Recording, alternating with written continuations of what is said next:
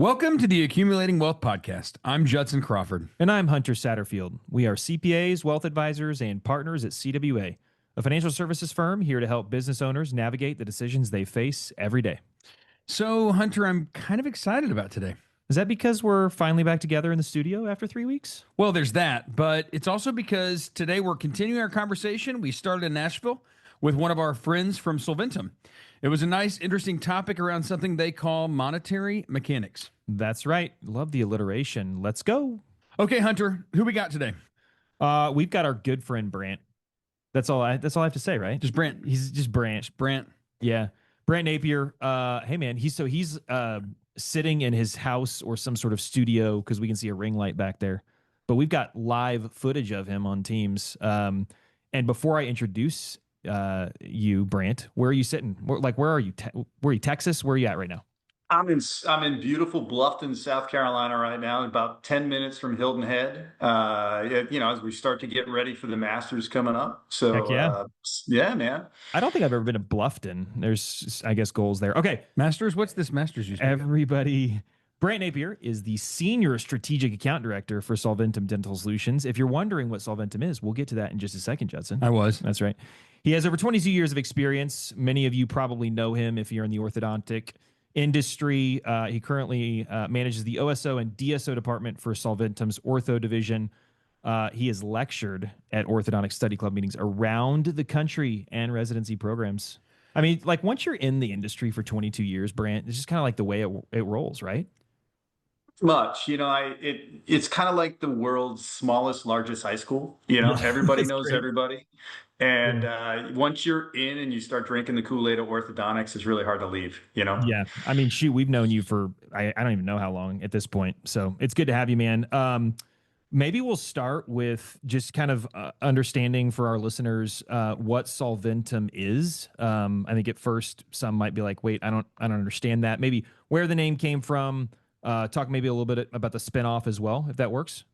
Sure. So pretty much Solventum is 3M Healthcare. So in April, actually, we just celebrated our 2-year birthday, as they just put out there on April 1st.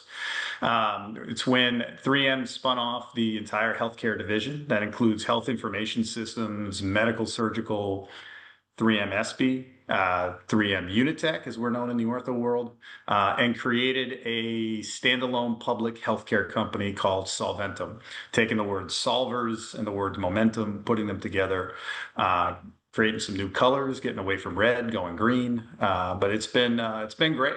I thought that maybe Mamalver would have been a better merger of those two words, but I mean, it's a choice you guys made. I'm sure they spent money figuring it out, but I next time, come to 100% me. know they spent money. Yes, they 100% spent money on this. Yeah.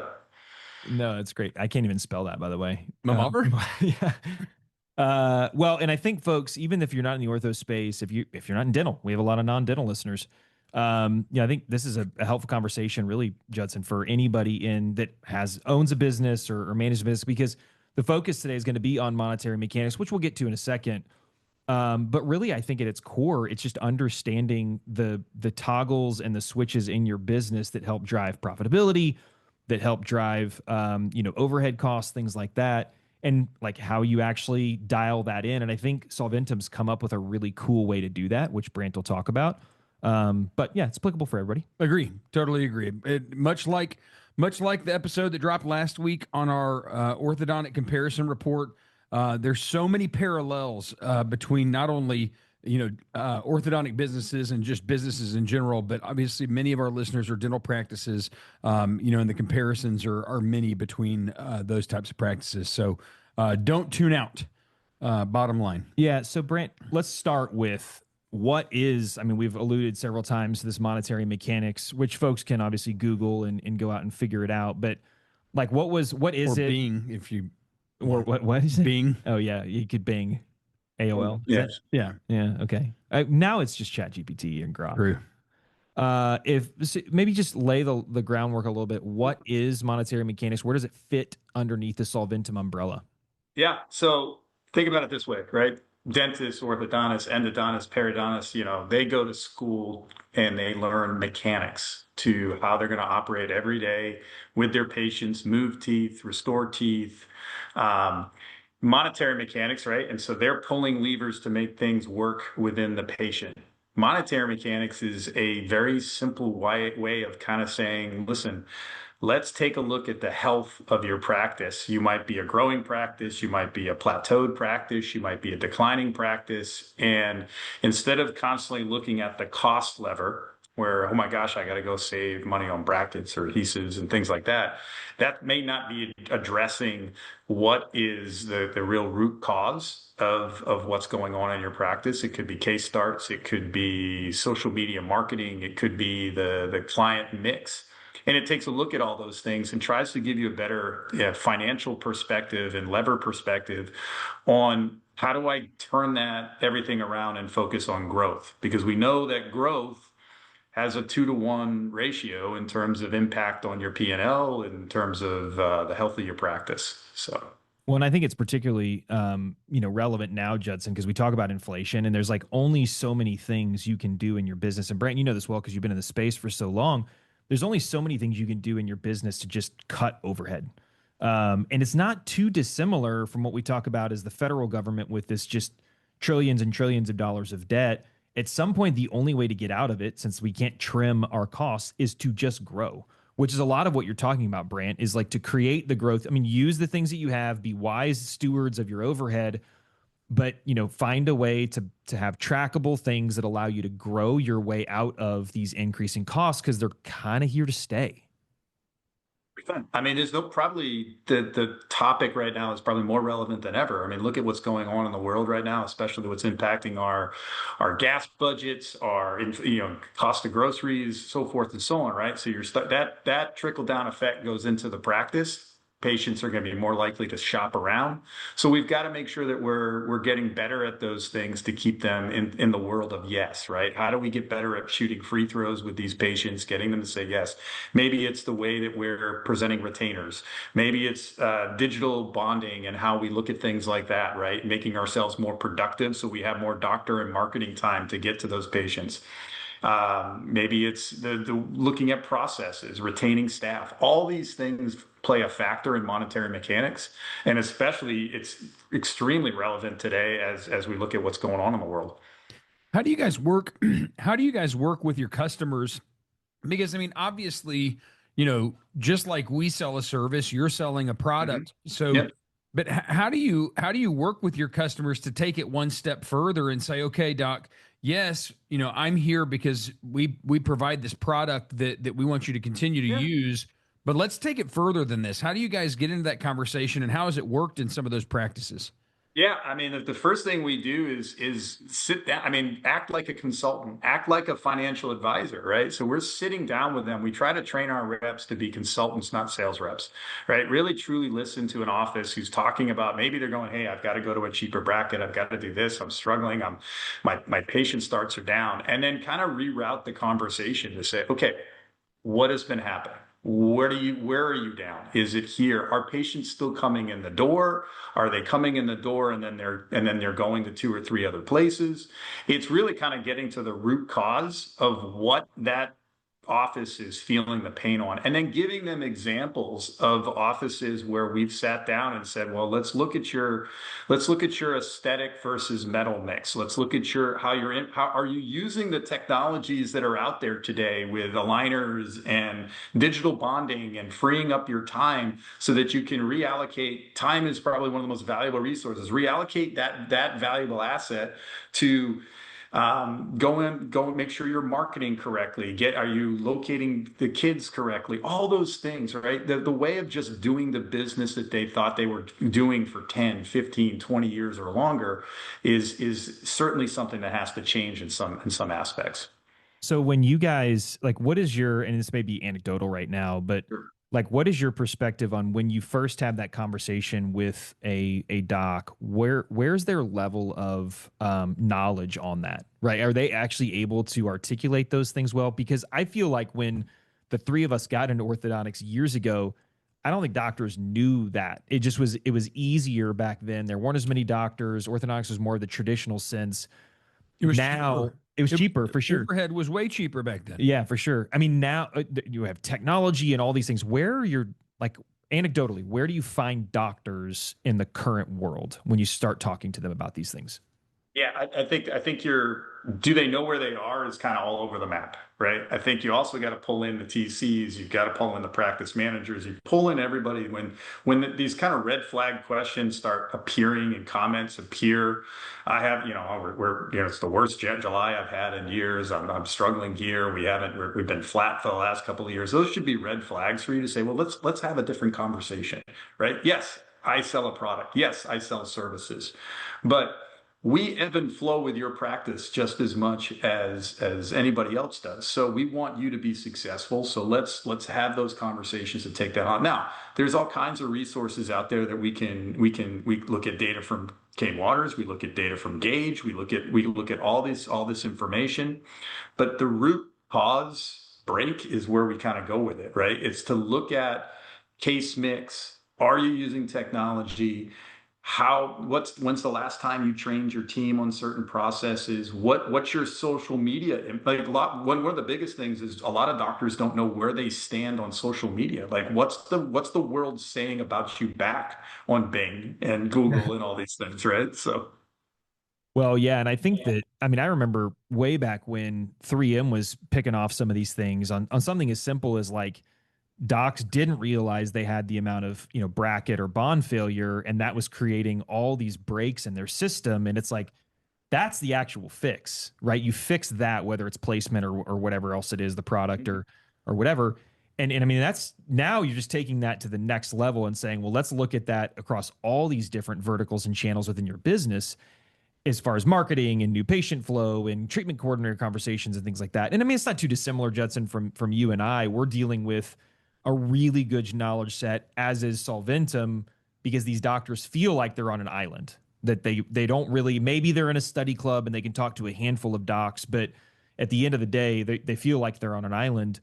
And, that's where we get into sometimes to, like, hey, we need to drive new patient numbers. And this is how we're going to do it, because this is what we've seen in our other practices. Yeah, I mean, so many things, that I've been thinking about while you've been talking. And I do think that, both Brett and what you just said, Hunter, is that for a lot of our practices, not just ortho, it really comes down to right now, getting the new patients in the door and then being efficient when you do.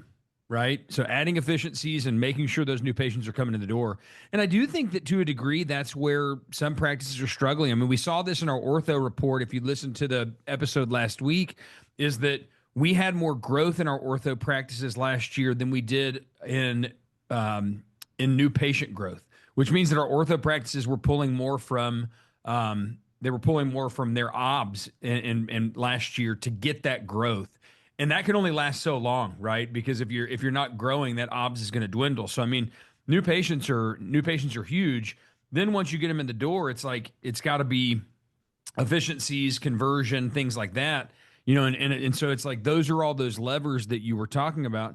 The second thing I'll say is, as you guys were talking, that it made me think about, Brett, is that you guys over at Solventum, like Kane Waters, what you're really doing is, instead of just selling a service, you're partnering with these practices, right?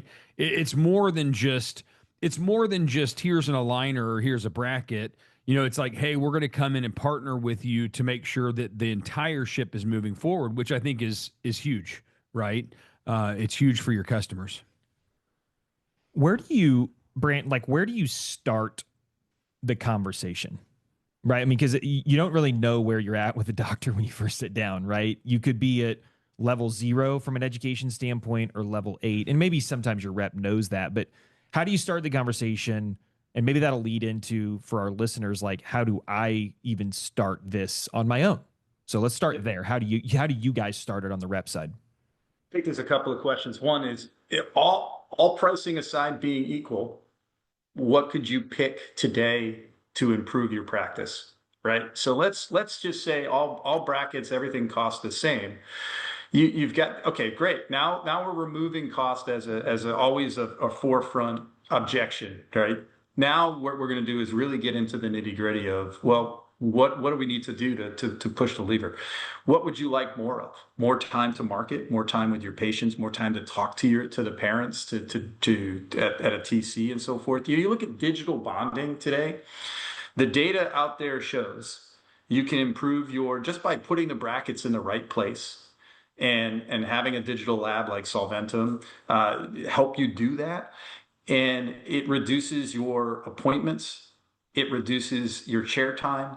It opens up, it's in an office and a doctor that has multiple locations. Now your production is much more efficient in those days because your bonding appointments have been. So starting to get to those things, maybe it's the way that you're now, or is it scheduling? Is it what you're presenting to the customer? Are you selling a product or are you selling the office? I think that's another thing that you see a lot of, right? Is tell us a little bit about how you sell your practice. And if they start going through these multitudes of complexities of, well, I sell ceramic brackets at this price and aligners at this price and metal at this price, well, a lot of what you're doing is creating customer confusion, right? What really is the product? The product is Hunter Orthodontics, right? And what you're going to provide and what your child's going to have or what you're going to have as adults. So trying to get to the root cause of some of those questions and getting them talking about what would, if they could change things all cost equal, what would that look like? And then bringing awareness to technologies that are out there that they can lever, retainer clubs, type stuff, right? We have retainers, customers love these things. Maybe they have a retainer program in their office, right? You talked a little bit about revenues were up in ortho. I bet you retainers was a big piece of that last year with existing patients, selling that ahead of time, being smart about what you're doing.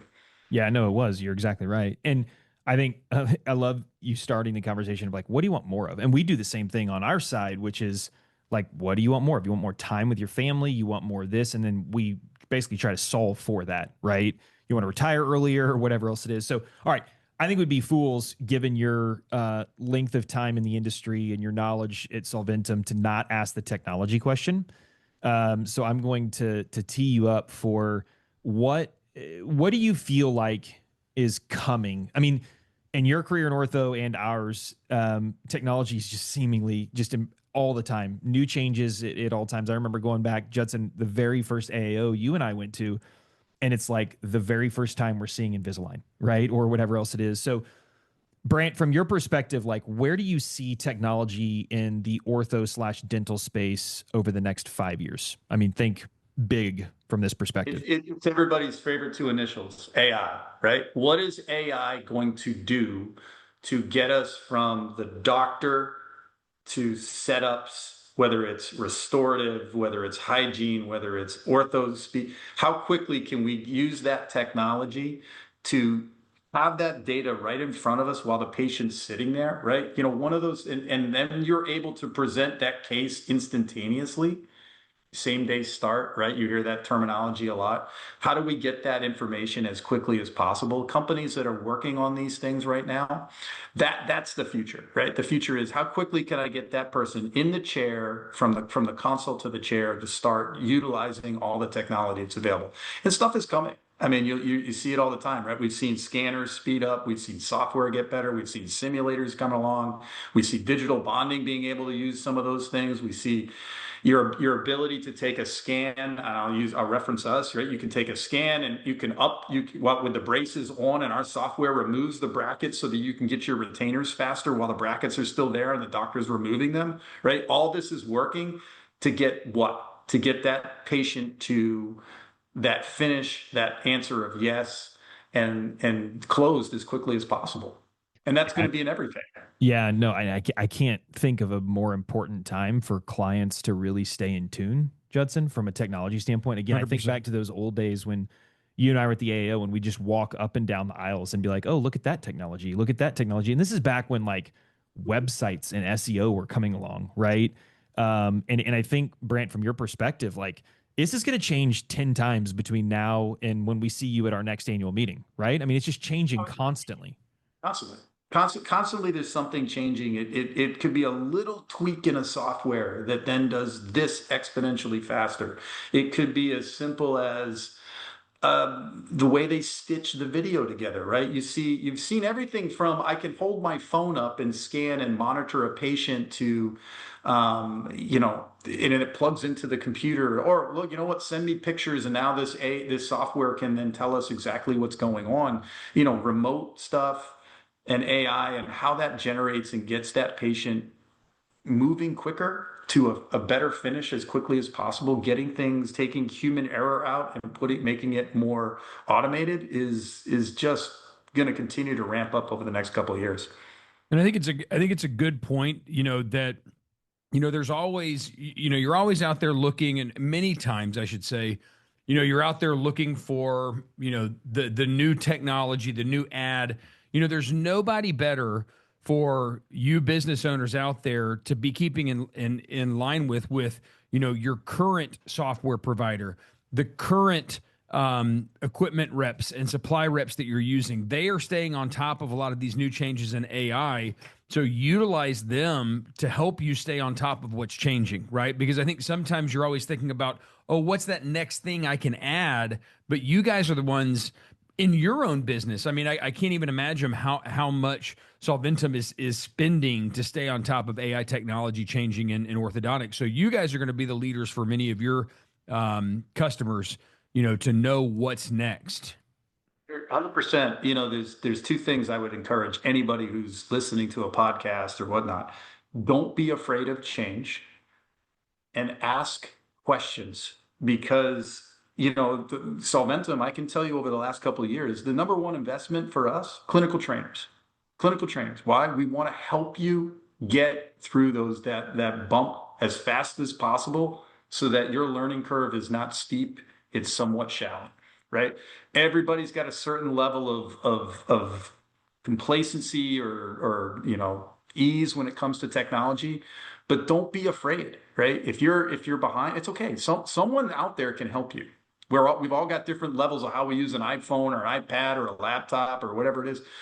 But if you don't ask questions and you're afraid, there's someone out there that can help you. Yeah, and I think that's going to take multiple touch points. I think, Judson, your point, talking to your reps for sure, because they're staying on top of it. Obviously us going to shows and walking up and down, trying to do as many podcasts as you can in your own space to just keep super in tune with all these changes that are coming. Because again, I think it's constant. I mean, we could probably do another one of these in a year and it's going to be like, well, now here's what's changed, So anyway, hey man, this was fantastic as always. Always appreciate the conversation with you. So thanks for joining us. Yeah. One last question. I don't know if you know this, but I'm a big golf fan. How is Tiger going to do in the Masters next week?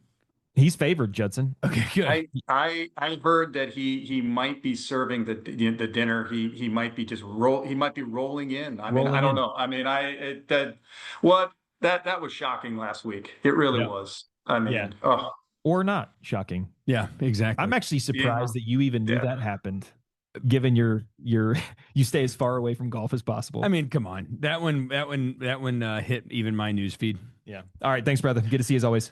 Well, thanks, guys. Keep really up with this and subscribe to this podcast. That way you will never have to miss an episode. You can go back and listen to all the others. If you enjoy us, leave us a review. Have a question, comment, or a suggestion for a future episode, drop us a line at canewaters.com/wealth. We really do answer these, and we'd love to hear from you. And if you want to learn more about what we do when we're not recording these episodes, visit canewaters.com to see how we're helping over 3,500 clients reach their long-term financial goals. You did it. I'm so proud of you after weeks off.